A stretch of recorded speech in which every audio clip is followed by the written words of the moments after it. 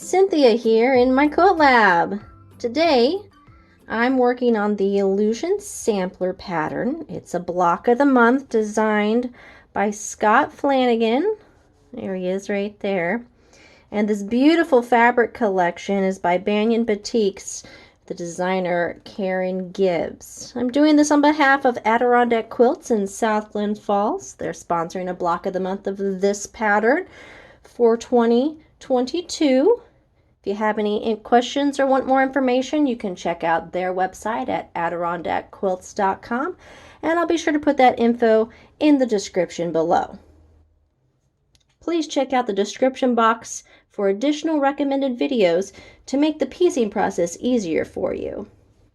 This is block number 1. Let's get started.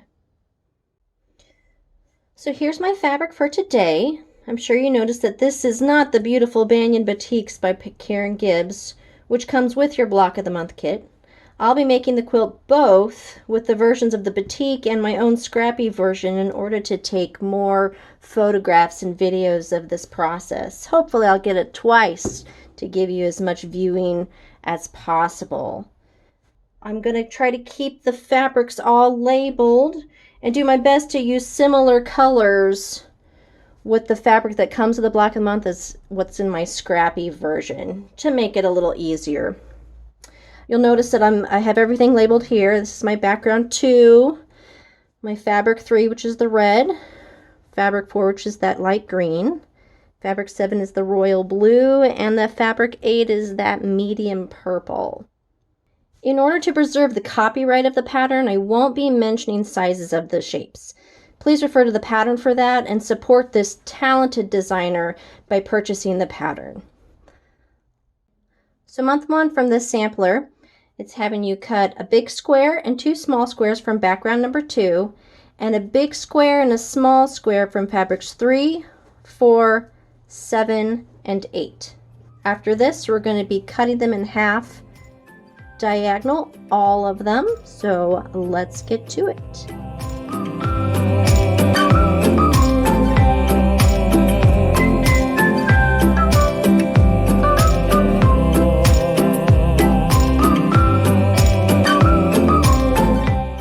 Alright, there may be questions about what ruler I'm using and what kind of blades I'm using, so I'm going to just address that quickly. I say use the ruler and the blades that work best for you. Today I'm using a Missouri Star ruler. It's 5 by 15, and I just want something long enough that's going to go across that diagonal. And I'm just using a basic Fiskars 45 rotary cutter. Going to be doing a diagonal on both sides, and I'm stacking them, doing them 3 at a time. I don't like to do much more than 3 at a time. So we'll have the other 2 in another cut. Let's get going.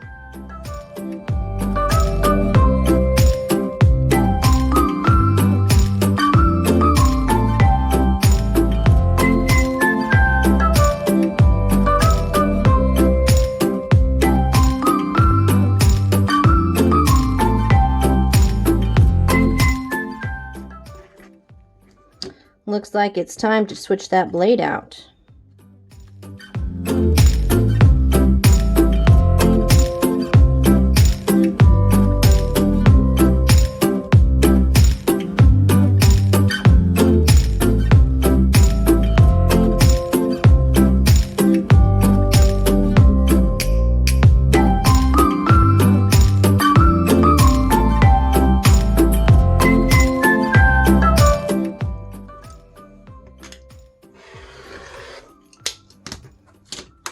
Always remember to close your blades.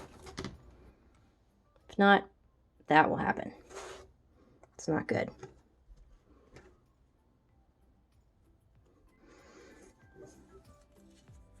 All right, next is the smaller pieces.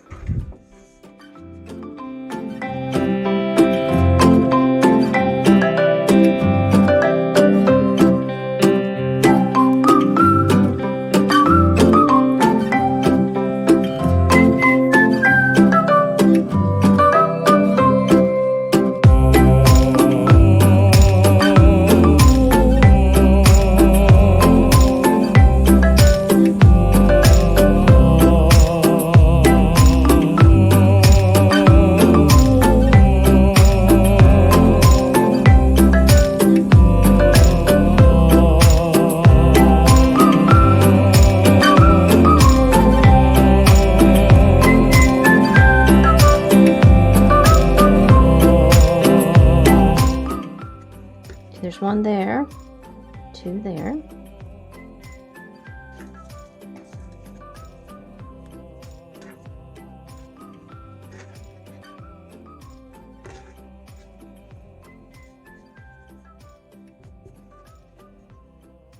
I'll make sure I stack that really nicely to get as accurate a cut as possible. There, that's better. Taking the ruler from each point to each point, and put your hand down really nicely. Make sure you're not putting your thumb over the side of that ruler. So give it a good press. Get your blade out and swipe. Turn the ruler, pick the ruler up without moving the fabric. One corner to the other corner. Again, nice firm hand on there without putting your thumb or fingers over the side. And cut. And boy, that new blade works much better.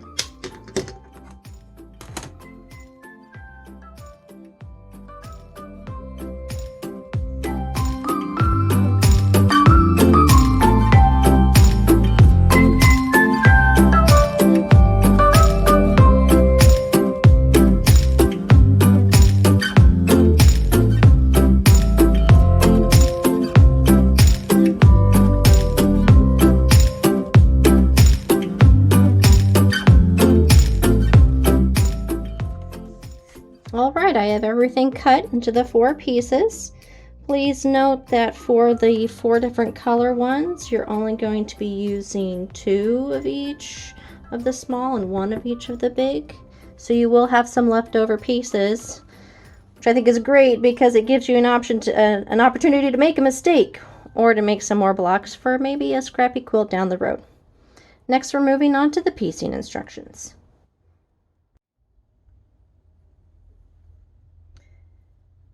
Okay, month 1, the piecing instructions for that 12-inch block. The first part of this is going to be making quarter square triangles, and it's going to be with the small pieces, so you can put the big piece triangles aside. And it's going to use 2 instead of the whole 4 of each of the 4 different colors. So it'll look something like this. It's an hourglass, a traditional hourglass, and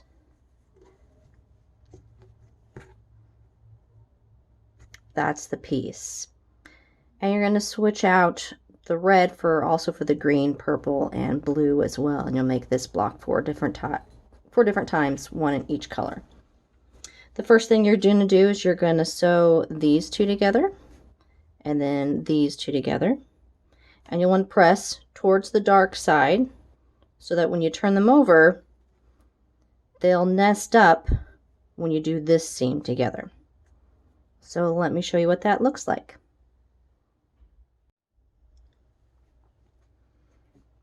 Okay, so I have the 2 first seams finished. You can see them right there. If I turn this over, you can see that I've pressed towards the dark side on both of them. And that's because when I flip this over and put this on top,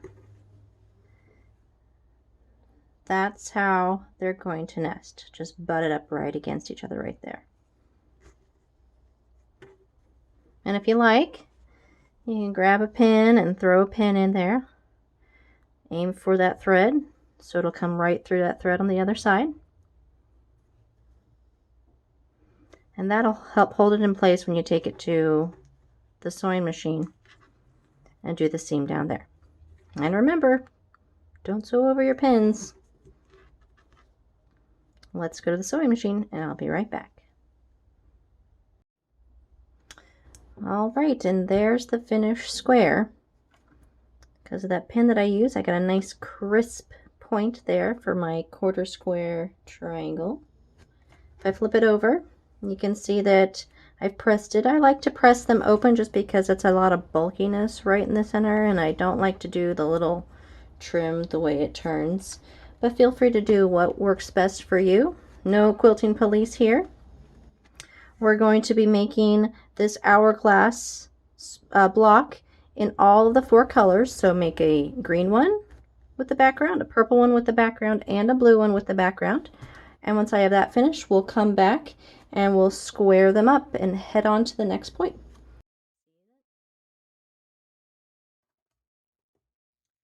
All right, as you can see, I have my 4 different hourglass blocks all ready. The nice thing about these instructions is that it makes the block bigger than what we need for the pattern, so we need to square it down. But before I want to do that, I have pressed everything really flat. I even put a little bit of Best Press on it. This is my favorite. I love the peaches and cream. I like to get the big gallon and then put it in one of those misters instead of getting the spray bottle. I think it gives a nicer coverage and it uses less of the Best Press.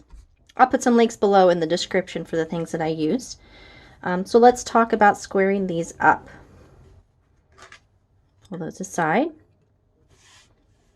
You're going to want a ruler that has the 1/8 inch marks, so the quarters and the 1/8 inch marks, because we're going to be using that 3/8 mark on the 2 3/8. And you'll also want a ruler that has the diagonal.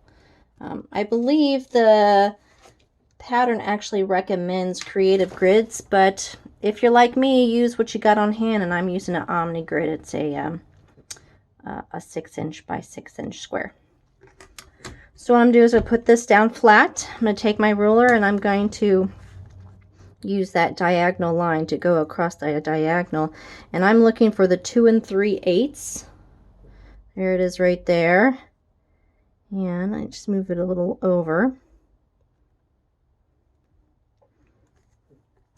So that line goes all the way diagonal across there. And if I look in the other direction, I'm actually hitting these little dots. I'm hitting them so that I know I got a nice diagonal going this way as well. So I'm going to square up these 2 sides and then turn it around and then square up the others.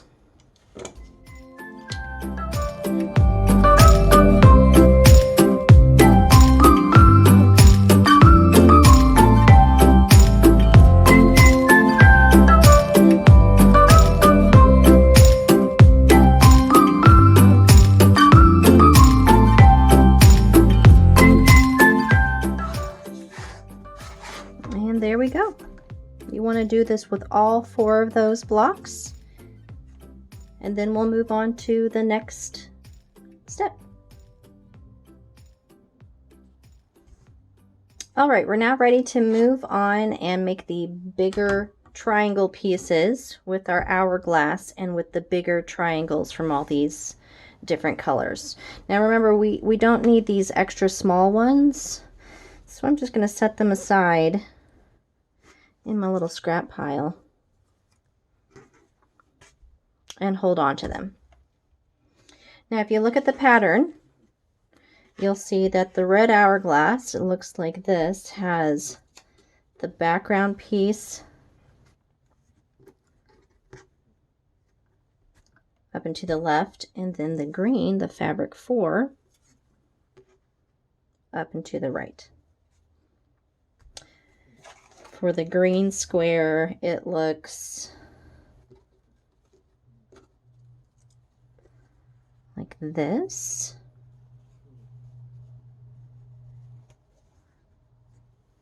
For the purple square,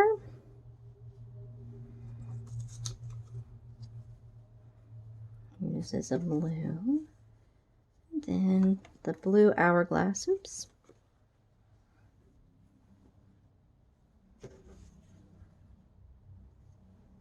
Does that. And I like to lay out all my pieces just so that I know what I'm getting myself into. We're going to be sewing this side,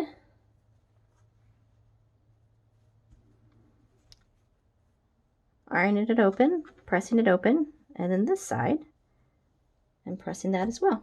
Press towards the outside, the big triangles. That's what the direction says. So let's get to it. All right, there we go. We got our quarter square units together. Remember, all of these extra pieces we don't need right now, so let's just toss them aside. Put them in my little scrap pile and piece this together. So if you look at your picture on page 5, you'll see the layout. Let me just put it together here, blue, and then the green over on this side. Let me adjust the camera a little bit, see if I can get a little higher. There we go. I think that's going to be about as good as we get. So there it is. So the next step is we're going to, just like we do with the hourglass, it's just a really big hourglass now. We're going to put these two pieces together and these two pieces together. Press according to the directions, which in this case is up this way and then down this way. That way when we do this middle seam, once again, those will nest real pretty in there. And then we'll press up that way.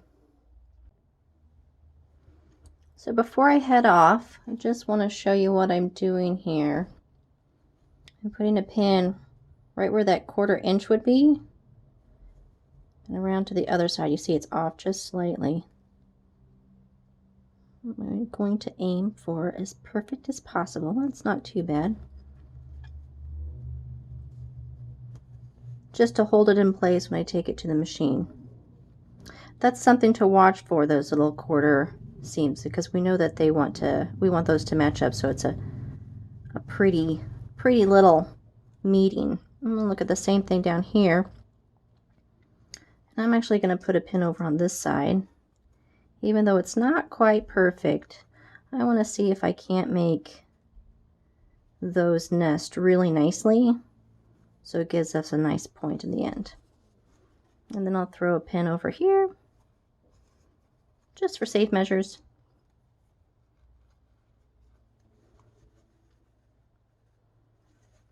And that's what it's going to look like when I take it to the machine. And I'll probably flip it over this way and start at a nice flat edge and do my 1/4 inch seam down there. Again, watching for that 1/4 inch right there where that diagonal meets. All right, I'll be right back. All right, I have my first 2 seams. I haven't taken them to the iron yet because I want to show you my little tip for knowing which way to pressing. So the instructions say that I need to press this way towards that seam. So what I like to do is grab a pin, put it in, and point towards the space, towards the direction that I need to press in. So it's the opposite on this side. So I'm going to throw a pin in right here to point to that. Let me head to the iron. I'll be right back. All right, I have these 2 seams pressed. Now I'm going to turn this one over on top and do this seam. And just like before, I'm going to throw a few pins in on some key areas. There's that nice nested spot right there. I'm going to put a pin just below where the 1/4 is, right on that thread, and there's on the other side. So I know I have a nice match. Some other key areas are going to be these right here, so I'll do the same thing there. Again, there's my 1/4. Put it through. See how I did on the other side? Perfect. And one more, just to be on the safe side. Now I know that's a little tight right there, so I'm going to see if I can't fudge it just a little bit. There. There we go.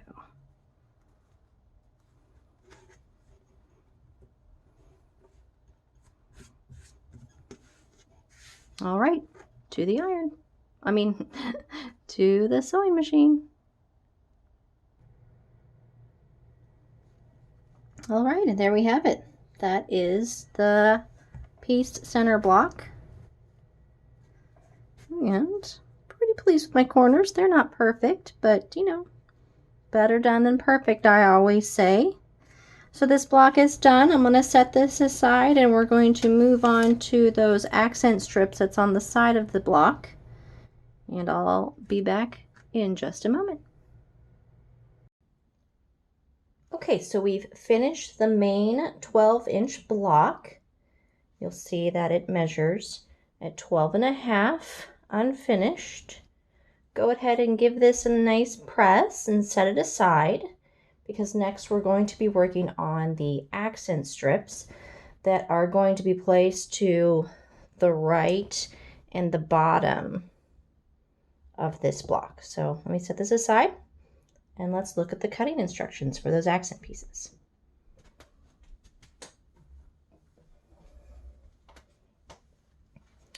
All right, so for the accent strips, we're going to be cutting 10 small squares from the background 3, and that's going to be doing some checkerboard or 4 patches on one of the strips. And from background 2, we're going to be cutting 3 bigger squares, and these are going to be made into quarter square triangles, so they're going to be cut diagonally both ways. Also, from fabrics 1 through 9, we're going to be cutting a small square, each of those. We actually need 10 of them. The instructions will say cut 2 from fabric 7, but I only had enough from fabric 8, so I have 2 from fabric 8 and 1 from the rest. Also, from fabrics 1, 2, 3, 5, 7, and 9, we're going to be doing a big squares too, and again, those are for those quarter square triangles, so all those are going to be cut in half. Now please note, you're going to be using all of the quarter square cuts from this, but from the 1, 2, 3, 5, 7, and 9 pieces, you're only going to be using 2 of those triangles, and we'll discuss that more in the next step. Let's move on to the piecing instructions. Okay, for this first part of the piecing instructions for these accent strips, we're going to be using all of the small squares. So set those other ones aside for the moment and let's just concentrate on these. We're going to be making 2 groups. One group is going to be a group of 4 and the other group is going to be a group of 16. So a 4 is going to be 2 by 2 and the group of 16 is going to be 2 by 8. So you're going to pick your background,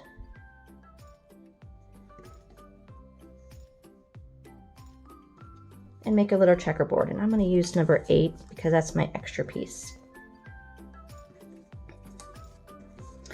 And it doesn't give any instructions as far as placement, so do what feels good to you. This is a chance to make it a little bit more scrappy looking in your own. You can of course look at the book and do the exact layout, but the instructions don't say an exact layout. So that's the 2 by 2. And I'm going to be doing this with the rest of these in a 2 by 8.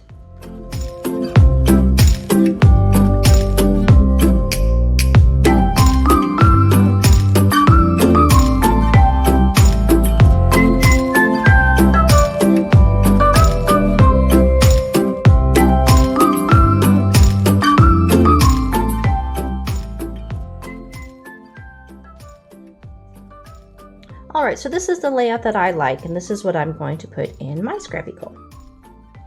So the instructions tell you that you're going to be sewing the rows first together, and then to attach the rows to the columns. There's also very specific pressing instructions for these as well. So for instance, when I sew the top row together, I'm going to be pressing the seam towards the right, but when I sew the bottom row together, I'm going to be pressing the seam towards the left. And then once everything's pressed and I attach the top to the bottom, I'm going to be pressing it up towards the top.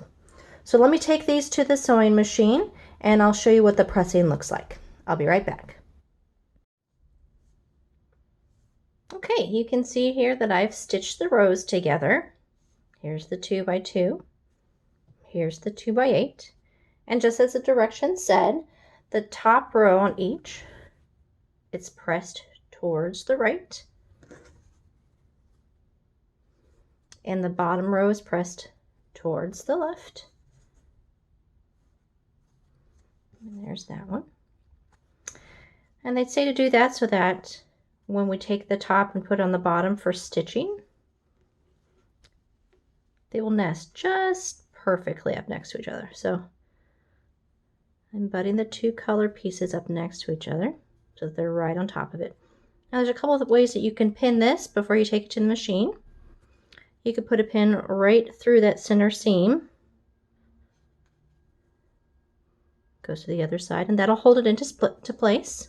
Or what I've seen a lot of people do is once they've got that nicely nested, just like that, they'll put a pin on either side of that stitch line. And what they'll do is they'll stitch along, take that first pin out, stitch over that center seam, take the next pin out, and ready to go. I'm going to do that for every place that the squares meet so I get nice crisp corners, and then I'll show you what that looks like. I'll be right back. All right, so there is our little 4 patch and 2x8 patches. You can see that I did indeed press towards the top. So these pieces are done. They're going to look something like this next to the square. Let's set these aside though and move on to the next little piece of the accent strips. So here are the pieces for the quarter square triangles. Remember, these were squares that we cut diagonally. We're going to be using all of the ones from that background piece, and we'll be only using 2 of the 4 of the other pieces. So what we're going to do is we're going to kind of lay these out in a pleasing manner and make variations. So you can absolutely stick with what the directions say and put like the red and the teal together. But I'm kind of gonna mix it up a little bit. I think I'm gonna put that blue and orange together. I think I'm gonna do maybe this yellow and purple, and yeah, we'll keep that red and kind of teal color. So let's just do the one for right now, and I'll set these aside and show you what we're going to do. Okay, so this is what it looks like in the book. I'll have my 2 basic colors on the top and bottom, and the backgrounds on the side. And just like in the previous part with that 12-inch square block, when we made quarter square triangles, it's the same directions. We're going to sew these 2 together. We're going to press up. We're going to sew these 2 together. We're going to press down so that they'll nest just perfectly when we do that final seam in that middle. And then we're going to press up to the right. We're going to do this 6 times so that we get 6 quarter square triangles. Let's see what it looks like. Okay, just like before, there's the 2 seams. Press going up towards that color and down towards that color. The next thing I'll do is flip them over, nest it really nicely. I'll get in there so you can see that. See how they're nice and butted up against each other. I'm going to throw a pin in right through that seam. Get my finger out of the way. Perfect. And I'll take this back to the sewing machine, do my 1/4 inch seam, and then press up to the right.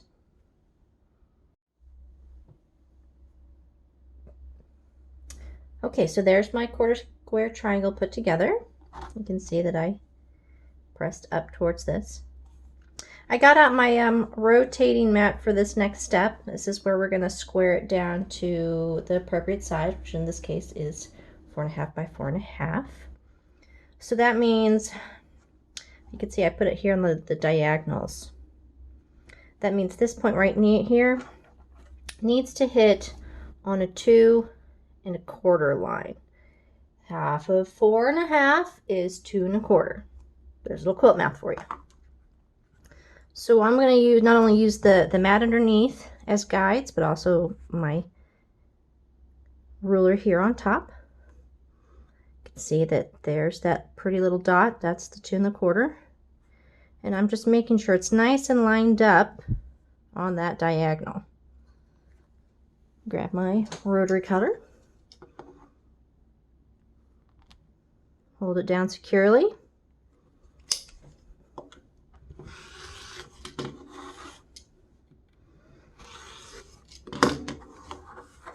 And this is the nice part about having a rotating mat. I can just lift my hands up and I'm not even having to touch the fabric. I can just rotate it around without having to move it. So gently pick up that ruler, do the same thing.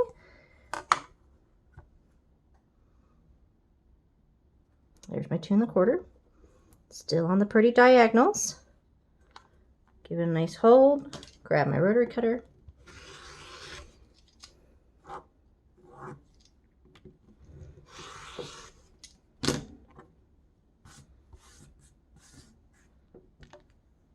And there we go. All right, once everything's squared up, you can do this 5 more times. There you go. You got your 6 done, 2 of each color. Let's move on to the layouts of these. Okay, so in the directions, it's going to have you take the 3 different color choices. I'll just sort them right here. And we're going to lay them out in a row, and we're going to change them by 90 degrees with each pairing. So there's that first 1, 2, 3, and then we get to that first color again, and you can turn it, and then the last one will go right there. So now that's a little big for my screen. But what we're going to do is we're going to seam all of these pieces together. Then we're going to press to the right, to the right, to the right, to the right, and the last one we're actually going to press towards the left. So let's take it to the sewing machine.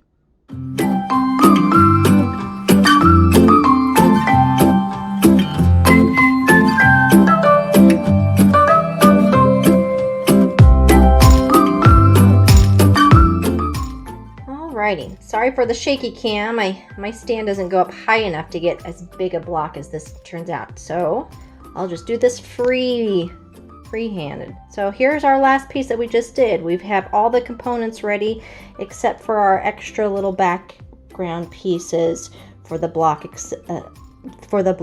assembly, excuse me. All those cutting instructions are in your kit and instructions. So let's back up, zoom out a little bit, and you can see that I have everything laid out. So there's the 2 sides. You can see there's a border around our pretty 12-inch square. There's our cute little square strip, and the plain strip on the outside, our 1/4 square triangles. There's the extra piece, and the 2 pieces that quarter. So what I'm going to do, and you can see these in the instructions, is the first thing I'm going to do is I'm going to sew the border around the square, the side pieces first, and then the top. It shows you in the instructions that you're going to press towards the out for all of those pieces. After that, I'm going to move to the right, and I'm going to sew the background piece to our fun accent strip of squares. We're going to press towards the right, and then that top layer will be ready to go. So I can sew this section to this section. And I'll do that right now and come back and we'll talk about that lower half. All right, to the sewing machine. All right, I just wanted to take a quick moment to talk about the border around that 12-inch block. You can see I've already done the 2 sides and I have pressed towards the out. I wanted to recommend though, when you go take this to the sewing machine, you know, pin it all down. But when you take it to the sewing machine, have your pieced block on top. That way, when you're sewing along, you can really guide your needle to hit that 1/4 inch seam, that cross from that 1/4 square triangle, so you can get some really nice points. So you can see that those turned out really nicely. So I'm going to do that the same thing here. So I'm going to pin it And then when I sew, I'm going to sew with the patch part face up. Just a little tip. I'm going to move on to the next part. We'll see you in a second. All right, so there is the finished top half of our first block. Let me just flip it over so you can see the seams. There we go. So out on each of the four, towards the block, towards the edge. And now we're ready to move on to that bottom half. Okay, so now we're going to do that bottom part of the block. So here it is laid out. We're going to be sewing these. There's two seams right here, and of course the directions are going to be pressed out. And then once that's done, we're going to take that section, lay it on top of the other one, and do that seam there, and that seam will be pressed down. I do want to point out that when that happens, you want to make sure you put pins in right at those corners so that seam meets up really nicely. We get a nice crisp corner, and I will do that and be right back. Okay, so we're down to one last seam. It's all coming together. We're going to flip this over on top, and again we're going to put pins in those key areas so that the points match up. And I'm just going to pick this up so you can see exactly what I did the last time. You see where that little cross, that diagonal is? That's where I put the pin, because that's where that 1/4 inch seam is, and I want that to match the 1/4 inch on the other side. So I'm going to do the exact same thing. I'm going to match this little 1/4 diagonal. That's where I'm going to put the pin into this stitch line right there to make sure that it all matches up nice and crisp. All right, last seam, moment of truth. I'll see you back in a second. And there it is, block number 1 of the Illusion Sampler Block of the Month. I hope you had a good time joining me with my scrappy version of block 1. There are 11 more months to go, so please stick around for the other months. If you enjoyed what I did today, I would love a thumbs up. Don't forget to subscribe as well so you don't miss the following months. And I hope to see you again soon. Thanks, everybody. We'll see you next time. This is Cynthia in my quilt lab. Have a good one.